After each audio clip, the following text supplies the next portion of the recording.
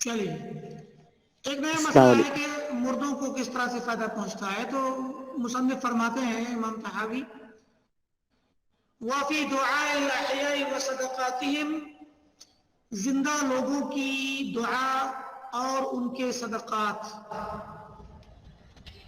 زندہ لوگ دعا کریں اور صدقہ کریں تو اس میں کیا ہوگا؟ منفعت للاموات، مردوں کو اس سے فائدہ پہنچتا ہے. یعنی آپ دعا کیجئے مردے کے لیے، اپنے کسی قریبی کے لیے یا کسی بھی عام مسلمان کے لیے، تو اس کو فائدہ پہنچے گا آپ کی دعا سے. اور آپ اس کی طرف سے صدقہ کر دیں اس کے نام پر تو اس کا بھی ثواب پہنچے گا. یہ بات تو بالکل بلا شبہ بلا اختلاف صحیح ہے. ٹھیک ہے. اب اس میں تفصیل آ رہی ہے کہ یہ بات کیوں کہی امام طحاوی رحمۃ اللہ علیہ. بظاہر کوئی سوچ سکتا ہے کہ بھئی یہ بھی بات کوئی عقیدے میں لانے کی ہے. ہاں محمد ندیم جی شیخ، کیا یہ بات عقیدے میں رکھے جانے کے لائق ہے؟ کیوں اس کو عقیدے کی کتاب میں پیش کیا گیا ہے؟ کیونکہ یہ والی بات بذات خود یہی بات کہ مردوں کو زندہ لوگوں کی دعا اور ان کے صدقات سے فائدہ پہنچتا ہے کہ نہیں، یہ بذات خود محل نزاع ہو گئی. اور اہل بدعت نے اس بات کا انکار کر دیا.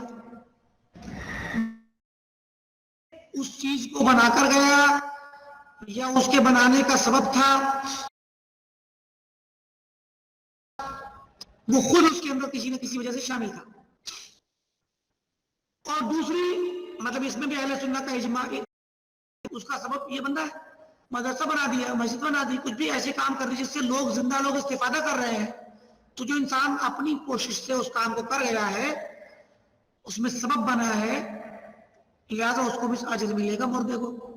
ایک تو یہ ہے متفق علیہ چیز. دوسری یہ بھی ہے کہ اہل سنت کے کہ دعاء المسلمین واستغفارهم له، مسلمان عمومی طور پہ ایک دوسرے کے لیے پرانے گزرے ہوئے بزرگوں کے لیے، مردوں کے لیے دعا کریں.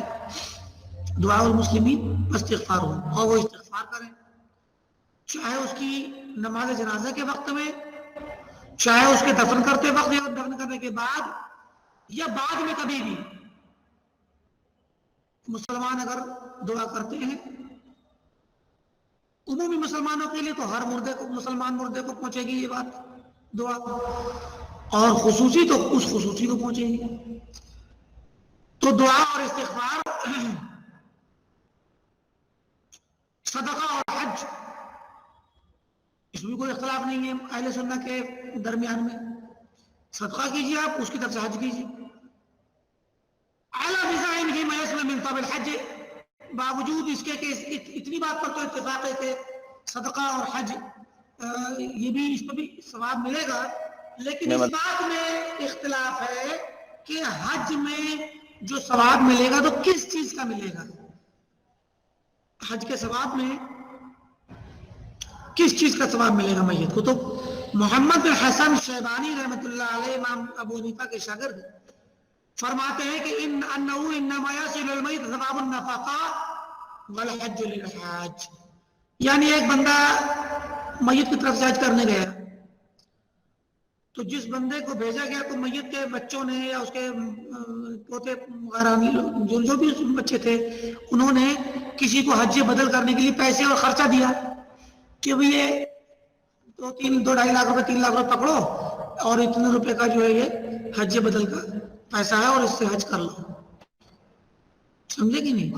تو خرچہ دیا انہوں نے یہاں سے مکہ جانے کا، ٹکٹ کا، راستے کا، کھانے پینے کا، اور جو بھی ضرورتیں تھیں وہ سب دے دی، یا اوپر سے اضافی بھی انہوں نے کچھ اس کے لیے تھوڑا سا اکرامیہ دے دیا. تو اس طرح سے وہ 2-2.5-3 لاکھ 4 لاکھ روپے خرچ کر دیے انہوں نے اور اپنی میت کی طرف سے حج کرا دیا. تو محمد حسن شیبانی فرماتے ہیں کہ میت کو اس حج میں جو خرچہ کیا گیا ہے اس خرچے کے اس نفقے کا ثواب ملے گا. حج تو حج کرنے والے کے لیے ہے. سمجھ آ رہی ہے بات کہ نہیں آ رہی ہے؟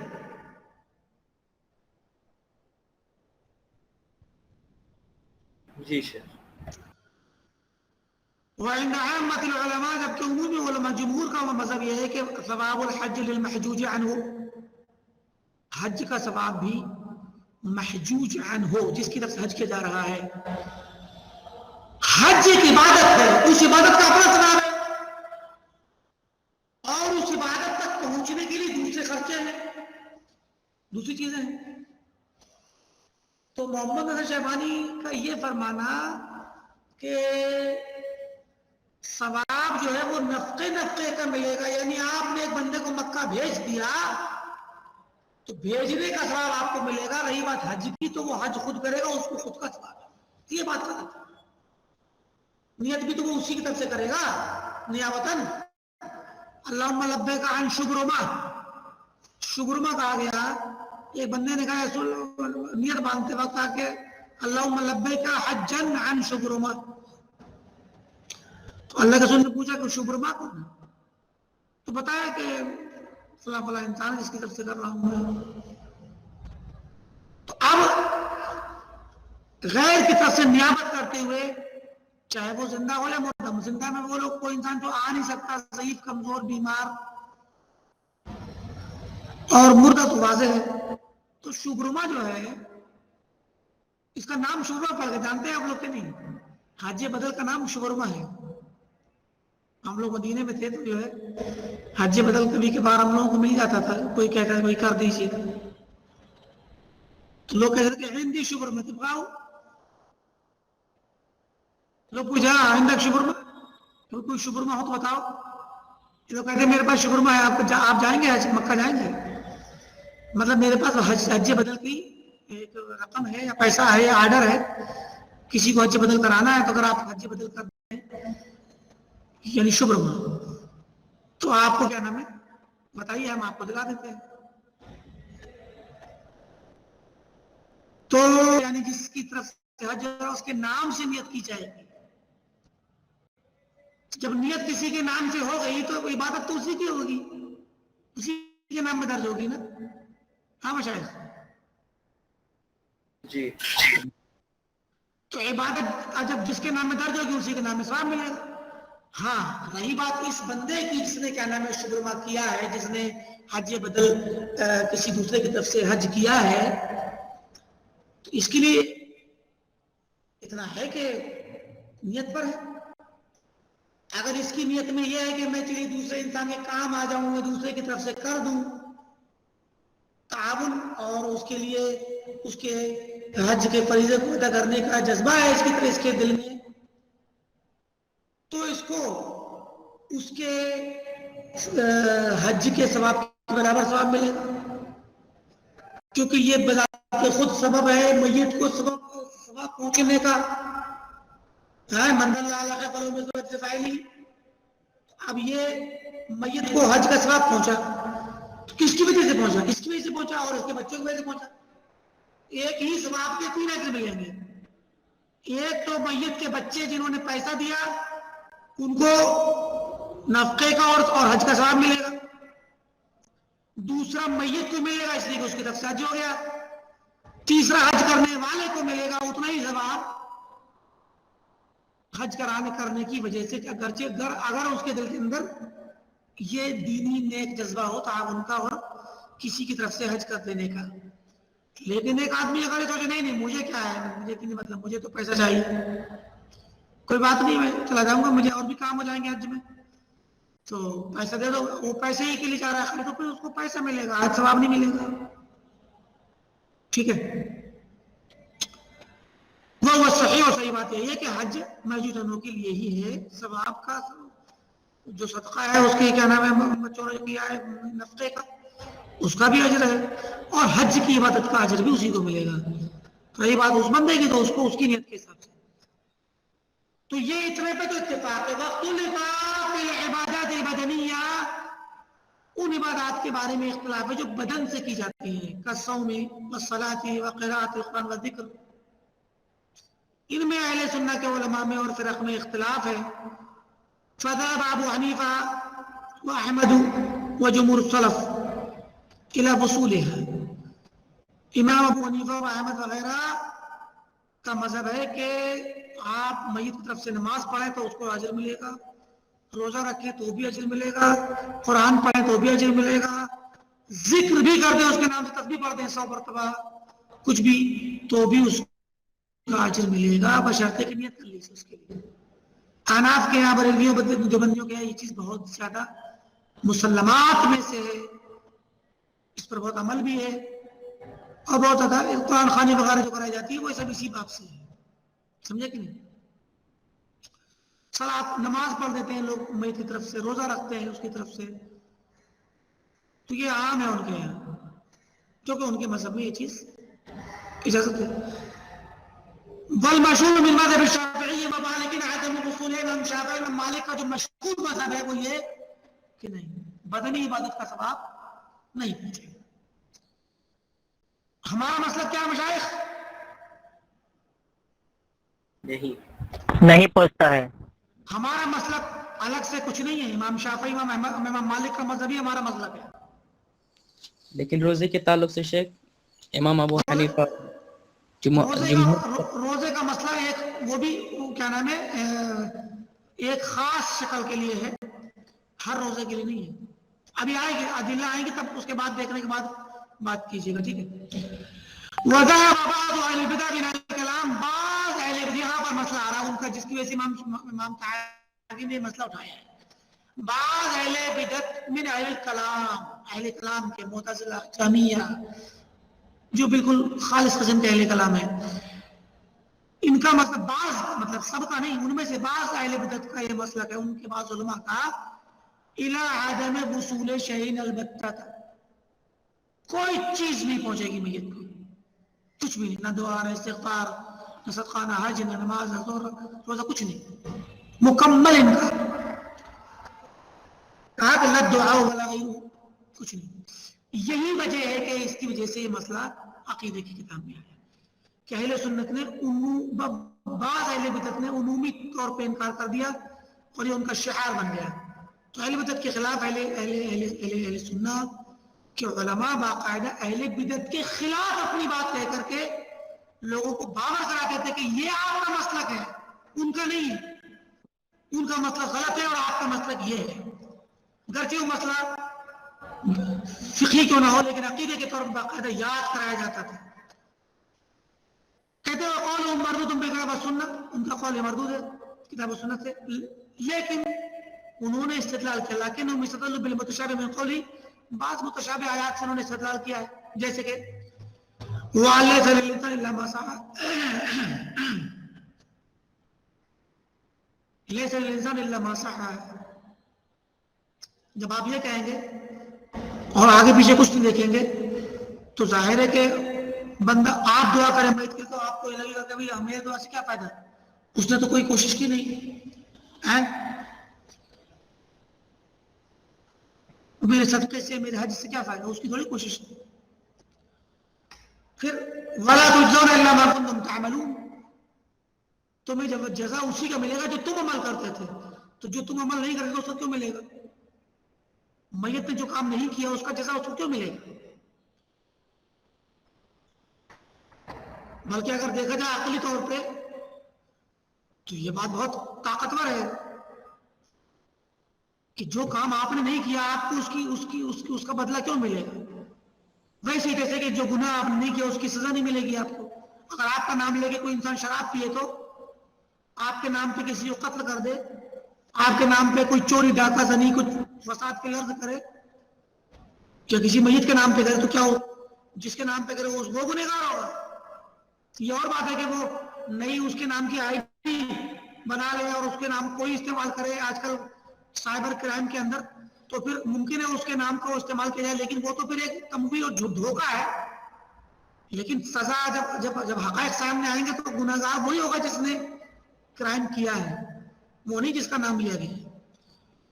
تو جس طرح گناہ اگر آپ کے نام سے کیا جائے یا میت کے نام سے تو وہ گنہگار نہیں ہوگا، تو اس کے نام سے نیکی کرنے سے کیا ہوگا؟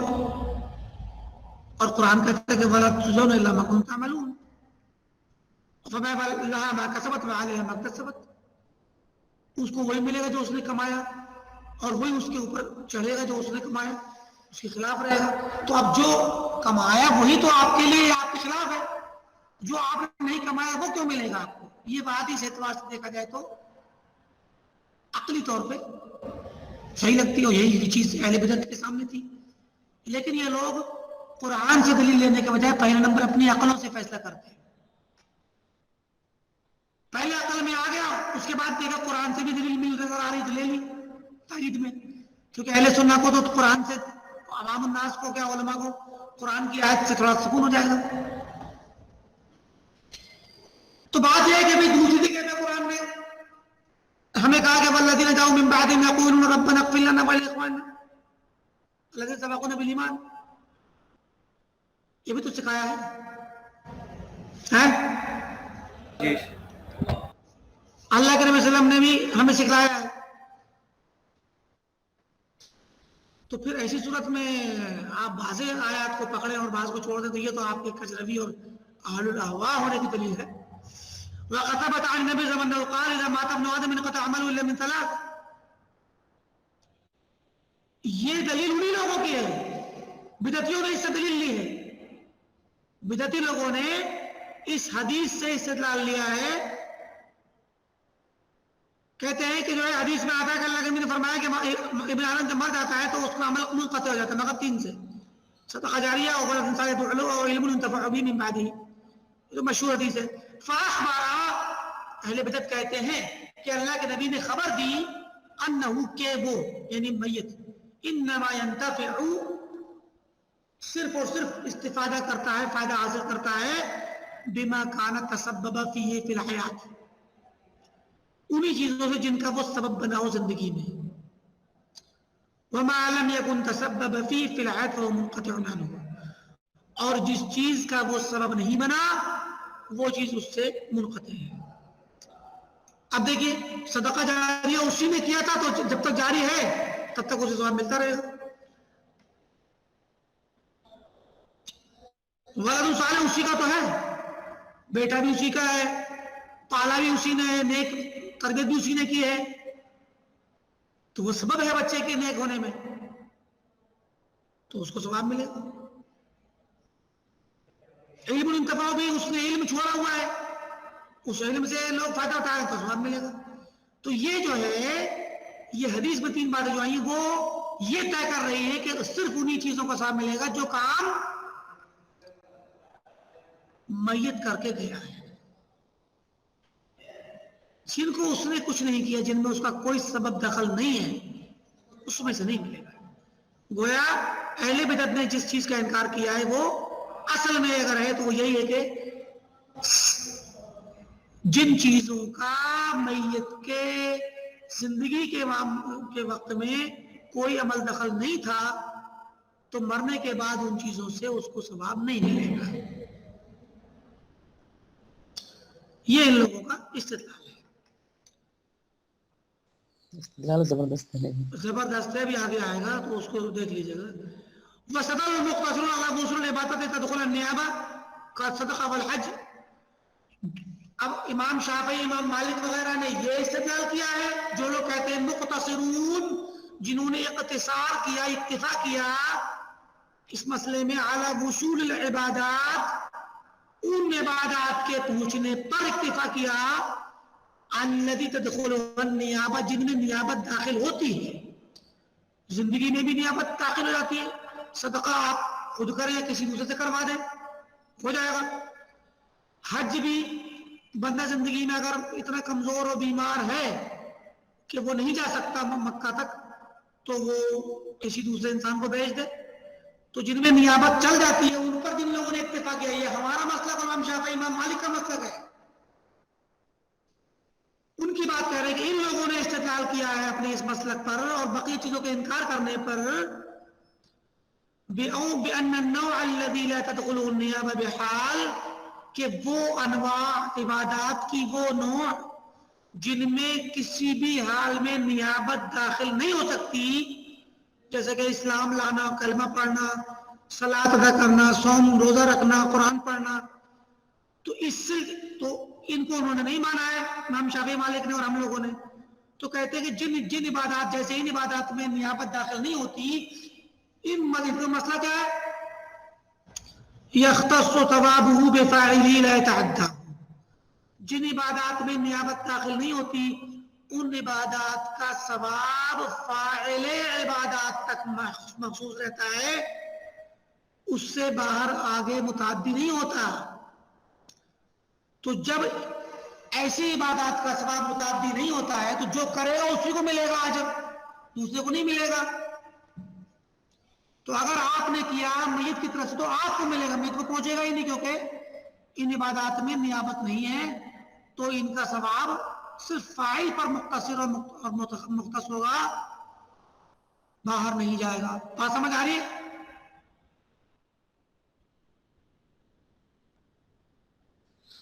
جی سر، ٹھیک ہے۔ جیسے کہ کہتے ہیں کہ کما انہ فی الحیات لا یفعل وعدا احد، جیسے کہ دنیا میں زندگی میں ان کاموں کو، کیا آپ کسی بندے سے کہیں کہ بھئی تو اسلام لے آ میری جگہ پہ، تو کلمہ پڑھ دے میرے نام سے، ہو سکتا ہے؟ اس میں نیابت نہیں چلتی نا۔ آپ ابھی آج آپ کو ظہر نماز پڑھنے کا دل نہیں کرا، آپ کہیں میں ایسا کر تو 2 بار پڑھ لینا، اپنی پڑھ لینا میری پڑھ لینا، دونوں کے سامنے 4 رکعت پڑھ دینا، آج میں نہیں پڑھوں گا، چل جائے گا؟ تو جس طرح کما انہ فی الحیات لا یفعل احد احد، جیسے زندگی میں کوئی بندہ کسی ایک دوسرے طرف سے نہیں کرتا، ولا ینوب عنہ فیہ عن فاعلہ غیرہ، اور اس میں کوئی بندہ فاعل صلاۃ یا فاعل عبادت سے کی طرف سے نیابت نہیں کرتا ہے، اس کا غیر کوئی بھی، تو ویسے ہی مرنے کے بعد بھی آپ کی طرف سے کوئی نیابت نہیں کر سکتا۔ یہ ہمارا استدلال ہے، امام شافعی اور امام مالک کا استدلال ہے، ٹھیک ہے؟ اور امام ابن ابی العز رحمۃ اللہ علیہ اپنے پورے جاہ و جلال کے ساتھ اپنی سلفیت کے باوجود اپنی حنفیت کو یہاں لائیں گے اور آپ کی کے بقیہ کو دھڑیں گے۔ ابھی اہل حدیثوں، ابھی دیکھنا آپ لوگوں کے بقیہ کیسے دھڑیں گے۔ وقد روى النسائی بسند یعنی ابن عباس نبی، ابھی یہاں پر کہنا میں ایک روایت نقل کر رہے ہیں ہمارے ہی استدلال میں، پہلے اہل بدعت کو رکھا اس کے بعد ہم لوگوں کو رکھ دیا ہے، تو دونوں کو بقیہ دھڑیں گے۔ تو فرمایا کہ ابن عباس کی روایت ہے، امام نسائی نے نقل کیا اپنی سند سے، کہ پیارے وسلم نے فرمایا کہ لا یصلی احدنا احد، کوئی کسی کی طرف سے نماز نہ پڑھے، والا یصلی نہیں پڑھے گا، کوئی کسی کی طرف سے نماز نہیں پڑھے گا، مطلب خبر کا جملہ بمعنی امر، کوئی کسی کی طرف سے روزہ نہیں رکھے گا، لا یصوم عننا احد، کوئی کسی کی طرف سے روزہ نہیں رکھے گا، ولکن یطعم عنہ مکان کل یوم مد من حنطہ، اگر کوئی روزہ نہیں رکھ پایا ہے تو اس کی طرف سے 1 مد حنطہ کھلائے گا، کوئی دوسرا بندہ کھلا دے تو چلے گا، صدقہ کر دے، اس کے فدیہ دے دے، چلے گا، لیکن روزہ نہیں رکھ سکتے آپ دوسرے کی طرف سے۔ یہ صحیح مطلب اس کی امام نسائی کی حدیث کی سنن میں روایت ہے، کبریٰ میں، اور حدیث صحیح ہے۔ اسی طریقے سے ایک اور روایت ہے، وہ ہم آپ کو ایک اضافہ کر دے رہے ہیں، حضرت عائشہ رضی اللہ عنہا سے ہے، قالت لا تصوموا عن موتاکم واطعموا عنہم، اگر میت کوئی مر گیا ہے اور اس پر روزہ فرض ہے اور روزہ نہیں رکھ سکا تو اس کی طرف سے روزہ نہ رکھو، بلکہ اس کی طرف سے کھانا کھلا دیا کرو۔ رواہ عبدالرزاق موقوف علیہ، حضرت عائشہ کے پر موقوف ہے یہ روایت، اور روایت صحیح ہے۔ تو مراد یہ کہ یہ امام شافعی امام مالک اور اہل حدیثوں کی دلیل ہے کہ بدنی عبادت ان میں نیابت نہیں چلتی، لہٰذا ان میں نہ زندگی میں چلے گی نہ مرنے کے بعد چلے گی. ہاں روزے والے مسئلے میں کیا راجے ہے؟ کس میں؟ روزے کی کون سا راجے ہے؟ ابھی تھوڑا اور پڑھ لیجیے اور چیزیں آ جائیں، اس کے بعد پھر آپ کو انشاءاللہ، کیونکہ یہ سب باتیں دو بار بار آئیں گی، ابھی لمبا ہے یہ چیپٹر. ٹھیک ہے، تو ابھی جو بھی اشکالات ہیں سب کو نوٹ کر کے رکھیے آپ. اچھا اب یہاں پر ابھی اصل میں آپ کو یہ دکھانا مقصد ہے کہ خالص جو سلفیت ہے نا وہ بہت ہی عزیز اور نادر ہے. اور آپ اگر دیکھیں گے تو ہند و پاک بر صغیر کی، مطلب نیپال ہے، بر صغیر وغیرہ ہمارا جو ایریا ہے، یہاں پر جو اہل حدیثیت ہے، سلفیت ہے، اس وقت بالکل خالص ہمارا منہج ہر جگہ یکساں ہے، عقیدے میں بھی اور فروعات میں بھی. امام ابن ابی العز رحمۃ اللہ علیہ بہت بڑے سلفی عالم ہیں اور مطلب ایک طرح سے اہل حدیث ہیں وہ، لیکن پھر بھی وہ حنفی فقہ کے پیروکار ہیں. ان کے اندر حنفیت کی جھلک کہیں نہ کہیں رہتی ہے. ایسے آپ سعودی عرب کے علماء کو دیکھ لیں، سعودی عرب میں گرچہ سلفیت کا بہت بول بالا ہے، لیکن پھر بھی بعض علماء میں شیخ ابن عثیمین ہو، شیخ فوزان ہو، امام شیخ ابن باز وغیرہ ہو، یا کبھی کبھار کسی مسئلے میں حنبلیت، فقہی مسائل میں حنبلیت غالب آ جاتی ہے. یہ یہاں پر بھی ہوا ہے کہ امام ابن ابی العز نے آپ اہل حدیثوں کو امام شافعی اور امام مالک کے خانے میں رکھ کے، ان کو تو بھی پتا تھا کہ بعد میں اہل حدیث بھی آئیں گے، لیکن اس طرح کے اہل حدیث ہندوستان میں پیدا ہو جائیں گے، لیکن انہوں نے امام شافعی امام مالک کے مسلک کو یہاں پر رد کیا اور ان پر کافی اچھی خاصی خبر لی ہے. آپ دیکھ لیجیے. پہلے ہم چاہ رہے ہیں آپ اس چیز پر نظر رکھ کے ساتھ ساتھ میں مسئلے بھی ہو جائیں گے جو آپ کے دماغ میں ابھی اٹک رہے ہیں. اب یہاں فرماتے ہیں امام ابن ابی العز رحمۃ اللہ علیہ والدلیل علی انتفاع المیت بغیر ما تسبب فیہ. سب سے پہلے اہل بدعت جنہوں نے کہا کہ میت ان چیزوں کا فائدہ اٹھائے گا جن کا وہ دنیا میں اپنی زندگی میں سبب بنا، تو مرنے کے بعد بھی وہ چیز اگر ہیں تو ان کا فائدہ اس کو ملے گا.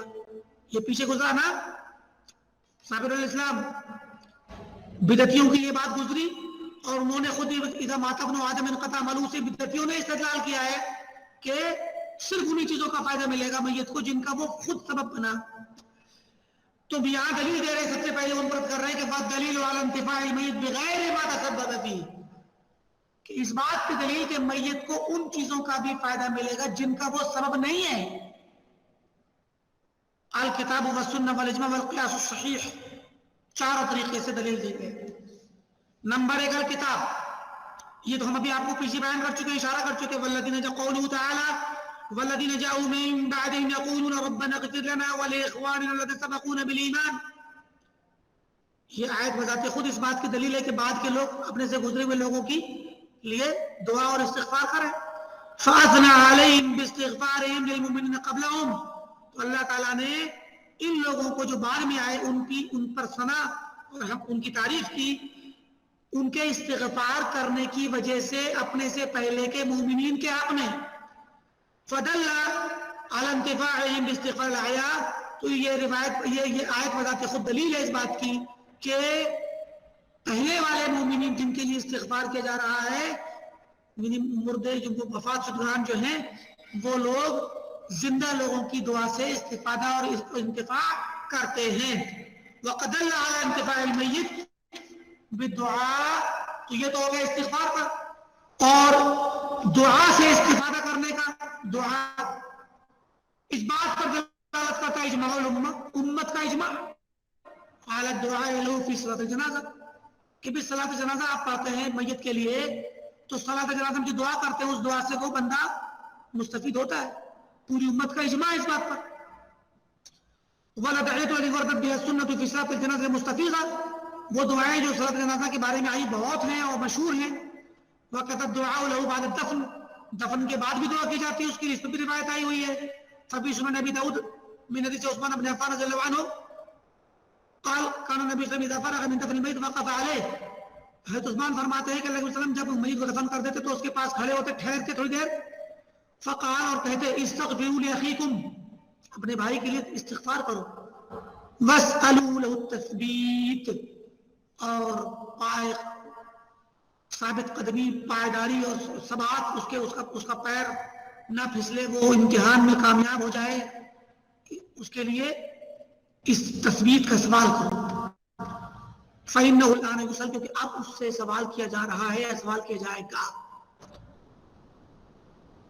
تو اس کے لیے آپ باقاعدہ دعا کرنے کے لیے کہتے تھے، اس بات پر پوری امت کا اجماع ہے۔ اچھا، تو صلاۃ جنازہ میں دعا، دفن کرنے کے بعد دعا، اور وَكَذَلِكَ الدُّعَاءُ لَهُمْ عِنْدَ زِيَارَةِ قُبُورِهِمْ، اموات کی لیے دعا کرنا جب قبرستان کی زیارت کی جائے، یہ بھی ثابت ہے اور اس پر اجماع ہے امت کا۔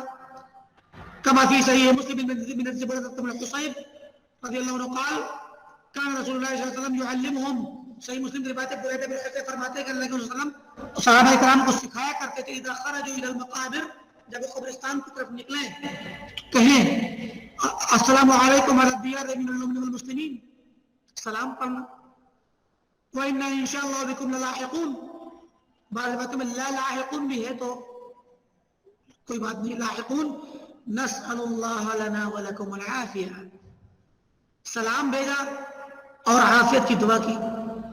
اچھا، مزید ایک اور روایت ہے صحیح مسلم کی ہی، حضرت عائشہ فرماتی ہے کہ سألت النبی صلی اللہ علیہ وسلم، میں نے اللہ کے وسلم سے سوال کیا، کیف تقول اذا استغفرت اہل القبور یا رسول اللہ، آپ کیا کہتے ہیں جب استغفار کرتے ہیں؟ اور ایک روایت میں کہ کیف اقول، میں کیا کہوں اگر میں زیارت کروں؟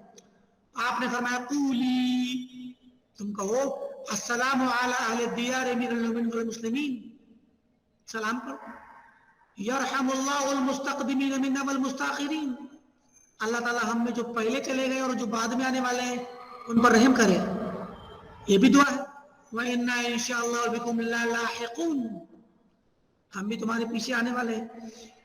تو یہ دعا صلاۃ جنازہ کے وقت، دفن کے بعد اور بعد میں زیارت کے وقت، تینوں طریقے سے دعا ثابت ہے اور استغفار بھی ثابت ہے، اور یہ تو کیا نام ہے، کوئی میت اس میں کسی کے لیے سبب نہیں بنا، لہذا بغیر ما تسبب الیہ بھی، میت اگر وجہ اور سبب نہ بھی ہو تب بھی بعض عبادتوں سے ثواب اس کو ملتا ہے، خاص کر دعا اور استغفار سے۔ چلیے اب آیات ہیں ہماری طرف، ابھی آئیں گے۔ اما وصول ثواب صدقہ، صدقے کا ثواب پہنچتا ہے، اس کا بھی کیا نام ہے مزید، مطلب ان لوگوں نے تو صدقہ جاریہ کا اقرار کیا ہے نا، اہل بیت نے، جس کو میت نے ہی جاری کیا ہو، جو میت کی زندگی میں تھا وہ جاری ہے، بھی چل رہا ہے،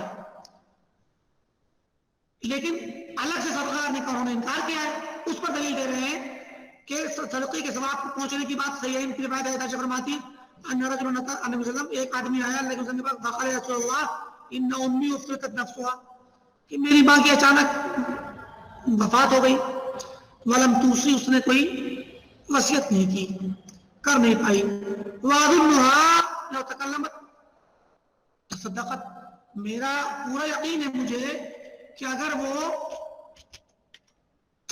بات کر پاتی، اچانک میں اس کو مطلب انتقال ہو گیا، یعنی مطلب اس کی جو وفات ہوئی وہ اچانک میں ہو گئی، کچھ بولنے کا موقع ہی نہیں ملا، تو اگر وہ بول پاتی تو صدقہ کرتی، قال لها اجر ان تصدقت عنها، اگر میں صدقہ اس کی طرف سے کروں کیا اسے اجر ملے گا؟ قال نعم۔ تو یہ دیکھیے میت نے خود صدقہ نہیں کیا، صدقہ جاریہ اس کا کیا ہوا نہیں ہے بلکہ اس کا بیٹا کر رہا ہے، حدیث صحیح ہے، صحیح بخاری کی روایت فرماتے ہیں سعد بن عبادہ توفیت امہ وهو غائب عنها، سعد بن عبادہ کی والدہ کا انتقال ہو گیا، وہ تھے نہیں، فأتى النبي صلی اللہ علیہ وسلم ان امی توفیت، میری والدہ کا انتقال ہو گیا، وانا غائب عنها، اور میں موجود نہیں تھا گھر پہ، فهل ينفعها ان تصدقت عنها، تو کیا اگر میں ان کی طرف صدقہ کروں تو ان کو فائدہ پہنچے گا؟ قال نعم۔ تو پھر انہوں نے کہا یا رسول اللہ انی فإنی اشهدک ان حائط المخراف، میرا فلاں جو میرا ایک باغیچہ ہے جو بہت زیادہ پھل دینے والا ہے، مخراف ہے، کیونکہ مطلب بہت زیادہ پھل آتا ہے اس میں. صدقۃ عنہا، وہ میں نے صدقہ کر دیا اپنی ماں کی طرف سے. وامثال ذلک کثیرۃ فی السنہ، بہت مثالیں ہیں. یہاں تک تو اہل بدعت کی مخالفت میں دلیلیں ہو گئی. اب آئیے واما وصول ثواب الصوم، رہی بات روزے کے ثواب کی جس کو امام شافعی امام مالک اور اہل حدیث نے انکار کیا ہے. ففی الصحیحین عن عائشہ رضی اللہ عنہا، حضرت عائشہ کی روایت صحیحین میں ان رسول اللہ صلی اللہ علیہ وسلم قال من مات وعلیہ صیام صام عنہ ولی، جس کا انتقال ہو جائے اور اس کے اوپر روزہ فرض ہو تو اس کا ولی اس سے روزہ رکھے گا. وَلَوْ نَزَائِرْ فِي الصَّحِيحِ، اور بھی اس طرح کی روایتیں ہیں. وَلَكِنَّ أَبَا حَنِيفَةَ وَلَكِنَّ أَبُو حَنِيفَةَ رَحِمَهُ اللَّهُ قَالَ بِالْطَعْمِ الْمَيْتُ دُونَ الصِّيَامِ عَنْهُ، لیکن احناف کے مسلک میں درجہ فتویٰ اور مشہور مسلک تو یہی ہے کہ روزہ رکھا جائے گا، لیکن امام اعظم رحمۃ اللہ علیہ کی بات کو نہیں مانا گیا. ان کا قول یہ ہے کہ میت کی طرف سے کھانا کھلایا جائے گا، روزہ نہیں رکھا جائے گا. لحدیث ابن عباس المتقدم یا اذا صح الحدیث فهو مذهبی، امام ابو حنیفہ نے یہ بات ابن عباس کی پیچھے گزشتہ نسائی کی روایت کی وجہ سے کہی ہے. سمجھ میں آئی بات کہ نہیں آئی؟ ہاں مشائخ. جی شیخ. امام صاحب بھی ہمارے ساتھ آ گئے. بس یہ ہے کہ احناف کا عمومی فتویٰ اس پر نہیں ہے. تو امام ابو حنیفہ کا نام تو بلا وجہ بدنام ہے. حنفی حنفی حنفی مذہب، ان کی ساری باتوں پہ عمل نہیں ہوتا. والکلام فی ذلک علی ذلک معروف فی کتب الفروع. ٹھیک، تو ایک نمبر تو انہوں نے یہاں پر ایک دلیل چھوڑ دی. مزید دلیلیں آگے آ رہی ہیں. مشہور خالی روایت ہے، اس کو دیکھ لیجیے. واما وصول ثواب الحج، حج کے ثواب کی بات. ففی صحیح البخاری عن ابن عباس رضی اللہ عنہما ان امرأة من جہینہ جاءت النبی صلی اللہ علیہ وسلم فقالت ان امی نذرت ان تحج. ایک ہمیشہ پڑھاتا ہے جب بندہ ہمیشہ آئے اور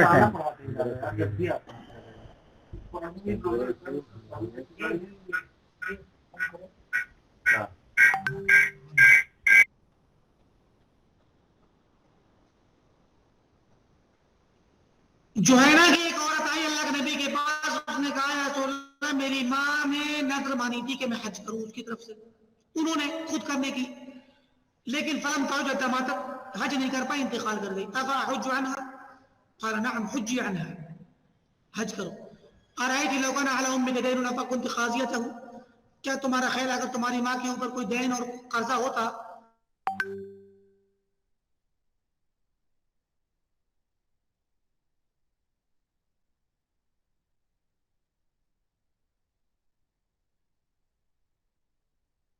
بہت سی دلیلیں مزید اس طرح کی اور بھی ہیں. اور ایک بات اور دیکھ لیں آپ لوگ اسی میں کہ مسلمانوں کا اس بات پر اجماع ہے کہ قضاء الدین یسقطہ من ذمۃ المیت، کہ بندے کے ذمہ اگر قرضہ ہو تو اس کے بعد اس کے بچے اس میں سے قرضہ ادا کریں گے، یا کوئی اور بھی کر دے تو زندہ انسان تو مرد اس کی ذمہ سے قرضہ ادا ہو جائے گا. والو کانے من اجنبی، گرچہ کسی اجنبی انسان کی طرف سے کیوں نہ ہو، یعنی بیٹا یا بچے بھائی جو ولی اولیاء ورثہ جو ہیں وہ نہیں، کوئی اجنبی انسان بھی کر دے. ومن غیر طریقتہ، اس کے طریقے کے علاوہ باہر کے مال سے بھی دین ادا کیا جائے تب بھی ادا ہو جائے گا. وقد دل علی ذلک حدیث ابی قتادہ، ابو قتادہ کی روایت اس پر دلالت کرتی ہے. حیث ضمن الدینارین عن المیت، جس میں کہ انہوں نے میت کی طرف سے 2 دینار بطور ضمانت کے دیے تھے. فلما قضاہما، جب انہوں نے اس کو ادا کر دیا، قال النبی صلی اللہ علیہ وسلم الان بردت علی جلدتہ، اب تم نے اس پر اس کی جلدہ کو ٹھنڈا کر دیا. تو مطلب کہنے کا یہ ہے کہ باہر سے اگر قرضہ ادا ہو جائے تو بھی میت کا قرضہ ادا ہو جائے گا. اس پر امام ابن ابی العز فرماتے ہیں کہ وَكُلُّ ذَلِكَ جَارٍ عَلَى قَوَاعِدِ الشَّرْعِ، चाहे वो सौम हो, सदका हो, हज हो, दैन हो, ये सारी की सारी चीजें जो मैयत की तरफ से अदा की जा रही हैं, ये शरीयत के कवायद के मुताबिक है। वह महज़ुल क़ियास, और महज अक्ले मतलब क़ियास से अक्ली जो है वो भी इसी के मुताबिक है। महज बिल्कुल हकीकी क़ियास भी यही है। फ़इन्न सवाब हक़्क़ुल आमिल, सब क़ियास क्या कहता है कि किसी भी अमल का सवाब उसके आमिल का हक है। हाँ मशाइख, सवाब आमिल का हक है।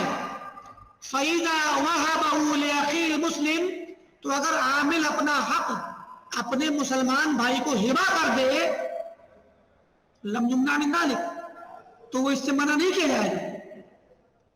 कमा लम युमना मिन हिबति मालिही लहू फ़ी हयातिही, जैसा कि हालत हयात में अगर बंदा अपने माल को उसी भाई को दे दे, या वही बरईल मिन बाद वफाती, और उसका भाई अगर मर जाए तो हक उसके ऊपर वाजिब कर दो और वो उसको बरी जिम्मा कर दे। तो जिस तरह बंदा अपनी जिंदगी में दोनों तरह से काम कर सकता है, खुद किसी को अपना माल दे सकता है या जिस पर माल हो उसको बरी कर सकता है, वैसे मरने के बाद भी बंदे की तरफ से माल, बंदे की तरफ से उसका हक, अपना बंदा हक चाहे तो मुझे को दे सकता है। जैसे कि मान लीजिए एक आदमी के आपके ऊपर 100 रुपए थे, अब उसने आपको मतलब आपके उसके ऊपर थे, आपने उससे मांगे और दे दिए, उसने उसका इंतकाल हो गया। उसके मरने के बाद उसका हक दो शक्ल में, या तो आप उसके बच्चों से मांग लें या आप उसको माफ कर दें। तो माफ करना गोया उसको दे देना हुआ, हदिया कर देना हुआ।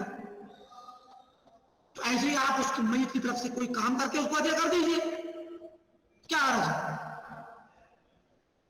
बात समझ आए मशाइख के नहीं आई? जी शेख। अब यहां तक आप लोगों का क्या नाम है, ये काम हो गया। बाकी और भी कुछ चीजें आएंगी जिसमें ये मजीद दलीलें देंगे इस बात की कि अहनाफ का मसलक इस बात में सही है और इमाम शाफी का, इमाम मालिक का मसलक और रज़ी का मसलक गलत है। इस पर और भी दलीलें आएंगी, उसके बाद इंशाल्लाह मुशाह मुनाक़शा करेंगे।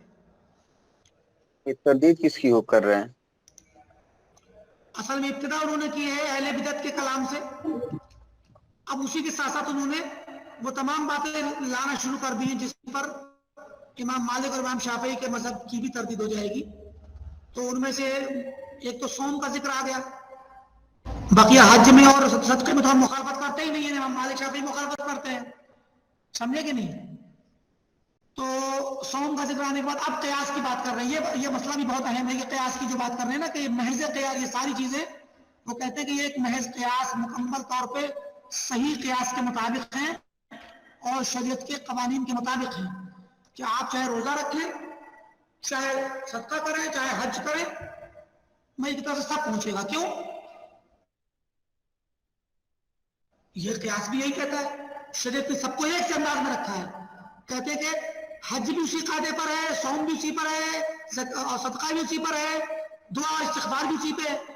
कायदा क्या है? अक़ली कायदा कि भाई अमल का सवाब आमिल का हक है। आपने इबादत की, सदका किया, मान लीजिए अपना पैसा खर्च किया 100 रुपया, तो 100 रुपए की 100 नेकी मान लीजिए आपका हक है। अब आपकी मर्जी, आप उस हक को अपने पास रखें या किसी और को दें, क्या आ रहा है? कहते हैं कि इसी चीज को देखते हुए शरीयत ने सदका करने की भी इजाजत दी है, क्योंकि आपका हक है, आप चाहे तो किसी और की तरफ से कर दें। समझ में आ रही बात कि नहीं आ रही? जी।